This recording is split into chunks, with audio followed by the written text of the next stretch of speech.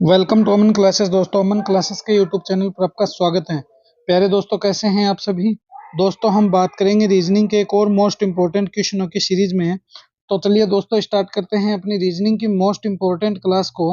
इससे पहले जितने भी मेरे साथी चैनल पर नए हैं वो चैनल को ज़्यादा से ज़्यादा लाइक शेयर सब्सक्राइब कर देना और बेल आइकन को प्रेस कर लेना, जिससे कि आपको रोज इनका नोटिफिकेशन मिलता रहे। तो देखिए दोस्तों, आज का अपना पहला क्वेश्चन देखिए, वीडियो को दबा के शेयर कर देना प्यारे दोस्तों। तो देखिए आज का अपना पहला क्वेश्चन देखिए, ए डी है, फिर ई आई हो गया, फिर जे एन है, फिर पी एस हो गया और आगे क्वेश्चन मार्क आ गया। इस क्वेश्चन मार्क के स्थान पर क्या आएगा वो हमें ज्ञात करना है। तो देखिए, ऐसे क्वेश्चन जब भी आ जाए तुम इनको ऐसे तो सीधा दिमाग नहीं लगा सकते हो कि A D E I J N P S फिर एक्स एक्स फिर डब्ल्यू डब्ल्यू फिर डब्ल्यू वाई फिर डब्ल्यू एक्स क्या होगा। ऐसे तुम कभी भी इसको सोल्व नहीं कर सकते हो। तो ये क्वेश्चन कैसे होता है, तो इन क्वेश्चनों को जब भी ऐसे क्वेश्चन आ जाए इनको तुम शांति पूर्वक पहले लिखा करो। जब तुम इनको लिख लोगे उसके बाद तुम्हारा ऑटोमेटिक क्वेश्चन 90% सोल्व हो जाएगा और आगे अपनी समस्या भी खत्म हो जाएगी। तो देखिए बनाते हैं इसको। सबसे पहले ए से ई की तरफ चलिए। मैंने आपको क्या कहा था, जब तक आप इंग्लिश के खिलाड़ी नहीं बनोगे, एबीसीडी आपको कंठस्थ याद नहीं होगी, तब तक आप इन क्वेश्चनों को कभी सोल्व नहीं कर सकते हो। क्योंकि दोस्तों आपको पता ही नहीं है ए कितने प्यारा है, ई कितने प्यारा, तो फिर आप कैसे सोल्व करोगे। इसीलिए इंग्लिश को अपनी तैयारी प्रिपरेशन अच्छी करना शुरू कर दो। इंग्लिश में देखिए, ए 1 पे आता है, ई 5 पे आता है। कितने पे आता है? 5 पे आता है। तो देखिए प्लस कितने हो गए? 4 हो गए। कितने प्लस हो गए? 4 हो गए। फिर ई से जे की तरफ चलिए। ई 5 पे आता है, जे कितने पे आ रहा है? 10 पे आ रहा है। तो इसका मतलब प्लस कितने हो गए? 5 हो गए। कितने हो गए? 5। फिर जे से पी की तरफ चलोगे तो प्लस कितने हो जाएंगे? 6 हो जाएंगे। कैसे हो जाएंगे? तो जे 10 पे आ रहा है और पी कितने पे आ रहा है? 16 पे आ रहा है। एम एन ओ और फिर पी 16 पे। उसके बाद क्या करेंगे?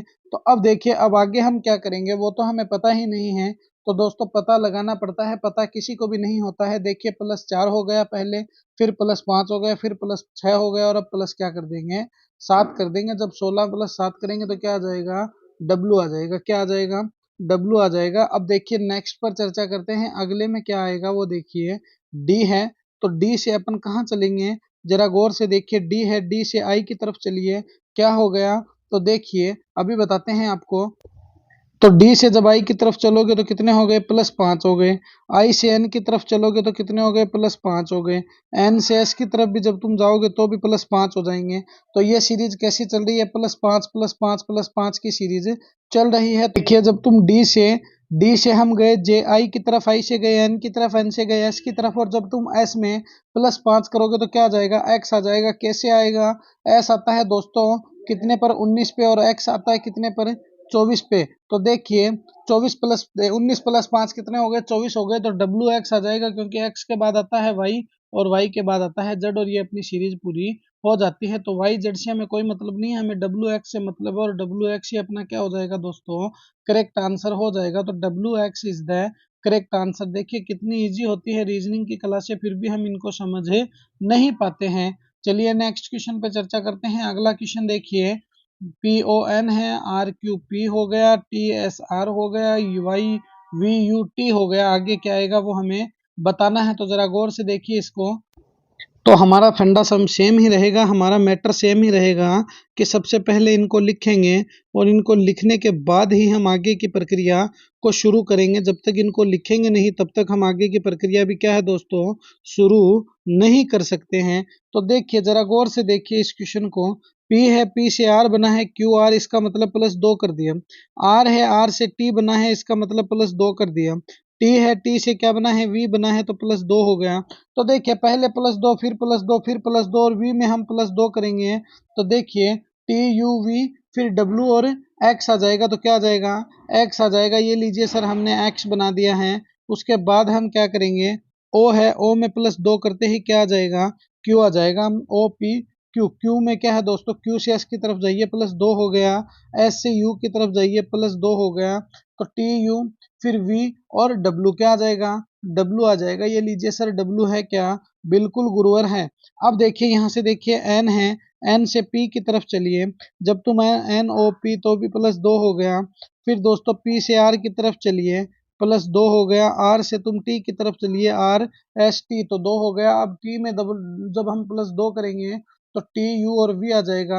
तो एक्स डब्ल्यू वी कहाँ पर है, डब्ल्यू यू है, वाई एक्स है, यू वी है, मगर एक्स डब्ल्यू वी कहाँ पर है, ऑप्शन नंबर थर्ड में है।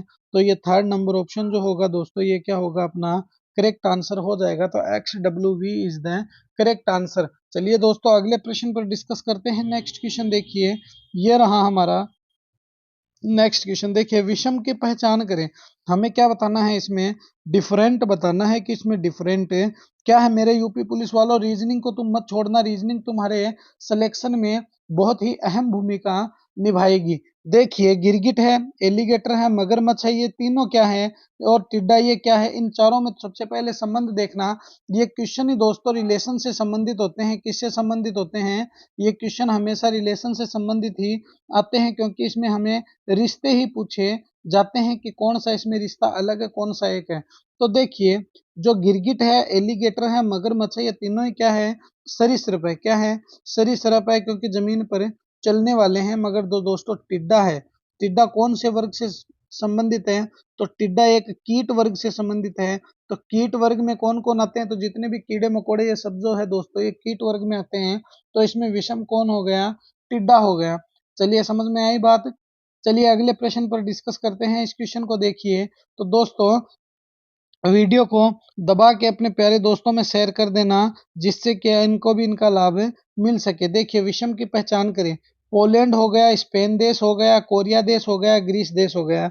इसमें हमें विषम क्या है वो ज्ञात करना है। तो देखिए, ये जो ग्रीस है, स्पेन है, पोलैंड है, इन देशों में क्या रिलेशन है कि यह एक यूरोपियन देश है। क्या है, यूरोपियन देश है। और ये बातें आप तभी भी ध्यान में रख सकते हो जब आपकी वर्ल्ड ज्योग्राफी, वर्ल्ड हिस्ट्री वगैरह जो भी है पढ़ी हुई है। और कोरिया क्या है दोस्तों, कोरिया एक एशियाई देश है।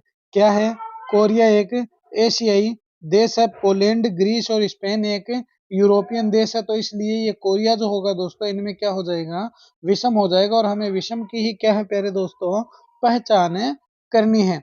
चलिए अगले प्रश्न पर डिस्कस करते हैं। देखिए नेक्स्ट क्वेश्चन, गहने हैं, सोना है, चांदी हो गया। तो अब इसको कैसे सॉल्व करेंगे, बहुत ही रेयर कंडीशन वाला क्वेश्चन है। तो जरा गौर से देखिए, ये सोना और चांदी किसके अंदर आते हैं, गहने के अंदर आते हैं। मगर चांदी को ए जी कहते हैं, सोने को ए यू कहते हैं। तो अब ये दोनों ही अलग अलग चीज हैं। सोना अलग चीज है, चांदी अलग चीज है। तो जो डायग्राम बनेगा दोस्तों, वो ऐसा बनेगा कि सबसे पहले तो गहने बनेंगे। ये लीजिए सर, गहने बनाते हैं कि सबसे पहले हम क्या करेंगे, गहने बनाएंगे। ये गहना हो गया, इस गहने के अंदर एक सोने को रखेंगे, एक चांदी को रखेंगे। तो ऐसा डायग्राम कहाँ है, ऐसा डायग्राम ऑप्शन नंबर फर्स्ट में है। तो ये फर्स्ट नंबर ऑप्शन ही दोस्तों अपना क्या हो जाएगा, करेक्ट आंसर है, हो जाएगा। Option number first is the correct answer. तो देखिए कितने इजी वे में क्वेश्चन हम सोल्व कर रहे हैं। चलिए नेक्स्ट क्वेश्चन देखिए, बहुत ही अच्छा और बहुत ही लेवल का क्वेश्चन है। आरेख के आधार पर कौन सा अक्षर ए के विपरीत सतह पर होगा।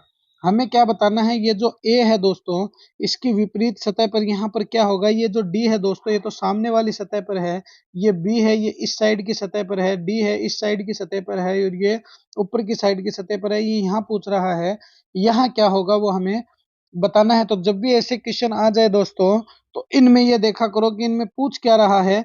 जो पूछ रहा है वहीं से रिलेशन हम निकालेंगे। देखिए कैसे निकालेंगे, इस बी से तुम इसे ऐसे घड़ी की दिशा में घुमा दो। क्या कर दो, इसे घड़ी की दिशा में घुमा दो, तुम्हें आंसर ऑटोमेटिक ही निकल कर आ जाएगा। देखिए कैसे कैसे चल रहा है, ये बी है, फिर उसके बाद सी आया, और उसके बाद ए आया। और ये जो ई है दोस्तों, इस ई को ऐसे घड़ी की दिशा में घुमा दो, घड़ी की सीधी दिशा में। तो यहाँ पर क्या आ जाएगा, तो जरा गौर से देखिए, ये इससे नहीं घूमेगा। ये कैसे घूमेगा दोस्तों, इसको ऐसे घुमा दो। इस बी को भी दोस्तों ऐसे घड़ी की दिशा में घुमा दो। तो सबसे पहले यहाँ पर क्या आया, बी आया, बी के बाद डी आया, और डी के बाद ए आया, ई आया। तो अब जरा गौर से देखिए, यहाँ पर ए की विपरीत दिशा में कौन आ रहा है, ए की विपरीत दिशा में ई आ रहा है, बी की विपरीत दिशा में सी डी आ रहा है, और बी की विपरीत दिशा में ओनली बी ही आ रहा है। तो ये जो ई जो है दोस्तों, ये ई ही अपना क्या हो जाएगा, करेक्ट आंसर हो जाएगा। इनको घड़ी की दिशा में घुमाकर देखने पर क्या आएगा, ए के विपरीत। तो ए के विपरीत दोस्तों अपना ई आएगा। तो इस प्रकार से भी बहुत इजी वे में हम रीजनिंग के क्वेश्चनों को सोल्व कर सकते हैं। चलिए एक और अगले प्रश्न पर डिस्कस करते हैं। नेक्स्ट क्वेश्चन देखिए, बहुत ही अच्छा क्वेश्चन है। देखिए इस क्वेश्चन को, यदि न्यूज को WENS लिखा जाता है, तो किसी कोड भाषा में मैट को कैसे लिखा जाएगा वो हमें बताना है। तो जरा गौर से देखिए, सबसे पहले हम क्या करते हैं, न्यूज बनाते हैं। इस न्यूज को इसने क्या कर दिया, तो इस न्यूज को सर इसने ये कर दिया क्या, WE फिर N और फिर S। तो ये न्यूज को इसने WENS कैसे बनाया, तो देखिए तीसरे वाले को फर्स्ट पे ले आया, फर्स्ट वाले को तीसरे पे ले आया, दोनों बीच वालों को एडजेक्टिव कर दिया, इसलिए ये बन गया। तो अब हम भी क्या करेंगे, मैट बना देंगे।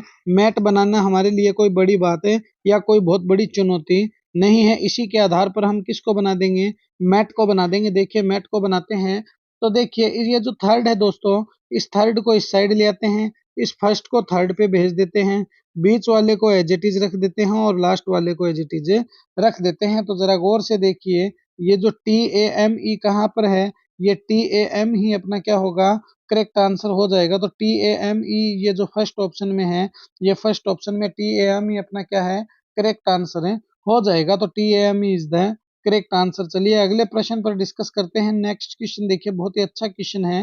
निम्नलिखित विकल्पों में से वह शब्द चुनिए जो दिए गए शब्द के अक्षरों का प्रयोग करके बनाया जा सकता है। यहाँ पर दोस्तों क्या है कि तुम जैसे ही नीचे वाले बनाया जा सकता है, नहीं बनाया जा सकता, उस पर गोला कर दिया करो, जिससे आपको पता रहे, वरना ये क्वेश्चन बहुत ज्यादा कंफ्यूज करते हैं। ये देखिए बनाया जा सकता है ट्रेडिशनल से। तो सबसे पहले देखिए एन है, तो यहाँ पर देखिए एन है, ए है, ये लीजिए सर ए है, ये टी है, ये टी है, ये फिर आई है, तो ये लीजिए सर आई है, ओ है और एन भी है। कहाँ पर है, तो एन कट गया, तो ये तो ठीक है, ये तो बात नहीं बनेगी क्योंकि इसमें डबल एन है। अब देखिए रेडियो बनाते हैं, आर आर ये रहा, ए ये रहा, डी है, आई भी है, आई भी है, ओ भी है, ओ भी है। इसका मतलब दोस्तों ये जो रेडियो जो बनेगा, ये रेडियो ही क्या है, अपना करेक्ट आंसर है, हो जाएगा। क्योंकि रेडियो क्या है दोस्तों, पूरे पूरे इनको काट रहा है, इसलिए ये रेडियो जो होगा दोस्तों, यही अपना क्या हो जाएगा, इसके हिसाब से करेक्ट आंसर है, हो जाएगा। चलिए अगले प्रश्न पर चर्चा करते हैं। नेक्स्ट क्वेश्चन देखिए, बहुत ही अच्छा क्वेश्चन है। लुप्त पद ज्ञात करें। इसमें हमें ये मिसिंग नंबर फाइंड करना है कि मिसिंग नंबर है क्या होगा। तो देखिए ऐसे क्वेश्चन जब भी आ जाएं, तो इनमें रिलेशन देखा करो, इनको छोड़ दो, यहाँ पर कोई ध्यान नहीं देना है। 2, 3, 4 और 2 में ऐसा क्या रिलेशन है कि ये 48 आ गया। 2, 6, 8, 4 में ऐसा क्या रिलेशन है कि 384 आ गया। तो ये दोस्तों कैसे बनते हैं, ये क्वेश्चन मैं आपको बताता हूँ। चलिए सबसे पहले इनको प्लस करके देखते हैं। 2 + 2 + 4 + 3, तो ये कितने हो गए, 2 और 2 4, 4 8 और 3 11 हो गए। अगर तुम 11 का स्क्वायर कर दो दोस्तों, तो बहुत बड़ी संख्या चली जाती है। 11 को अगर 4 से मल्टीप्लाई कर दो तो भी 44 ही आया, 48 तो नहीं आया। हमें एक्चुअल में 48 लेकर आना है, तो ये ऐसे तो नहीं हो सकता। तो फिर ये कैसे होगा, देखिए मैं आपको बताता हूँ कि तुम 2 को 2 से मल्टीप्लाई कीजिए, फिर 3 से मल्टीप्लाई कीजिए, फिर 4 से मल्टीप्लाई कीजिए। देखिए 2 दूनी 4 हो गए, 4 तिया 12 हो गए, 12 चौके 48 हो गए। तो ये अपना आंसर क्या निकल कर आ जाएगा, 48 आ जाएगा। फिर उसके बाद देखिए, तुम 2 है, 2 को 4 से मल्टीप्लाई कीजिए, 4 को 6 से कीजिए, 6 को 8 से कीजिए। जब तुम इनको आपस में मल्टीप्लाई कर दोगे तो कितना आ जाएगा, 384 आ जाएगा। और 384 यहाँ पर आ रहा है क्या, बिल्कुल सर आ रहा है। इसी प्रकार जरा गौर से देखिए इसको, जब तुम 2 को 4 से मल्टीप्लाई करोगे, 4 को 3 से करोगे, 3 को 2 से करोगे, तो देखिए क्या आ रहा है, 4 दूनी 8 आ रहा है, 8 तिया 24 आ रहे हैं। 24 को 2 से मल्टीप्लाई करने पर कितने आ गए, 48 आ गए। और ये 48 ही जो होगा वो अपना क्या हो जाएगा, करेक्ट आंसर हो जाएगा। 48 ऑप्शन में कहाँ है, तो 48 ऑप्शन डी में है। तो ये लीजिए सर डी अपना क्या है, करेक्ट आंसर है, हो जाएगा। तो ये थी दोस्तों आज की अपनी रीजनिंग की मोस्ट इंपॉर्टेंट क्लास। कैसी लगी ये क्लास मुझे कमेंट में जरूर बताना, और अपने अमन क्लासेस के यूट्यूब चैनल को ज़्यादा से ज़्यादा लाइक शेयर सब्सक्राइब कर देना, और बेल आइकन को प्रेस कर लेना, जिससे कि आपको रोज इनका नोटिफिकेशन मिलता रहे। तो मिलेंगे इसी जोश और जुनून के साथ हम एक और नेक्स्ट वीडियो में। जय हिंद, जय भारत। वीडियो को दबा के शेयर कर देना दोस्तों।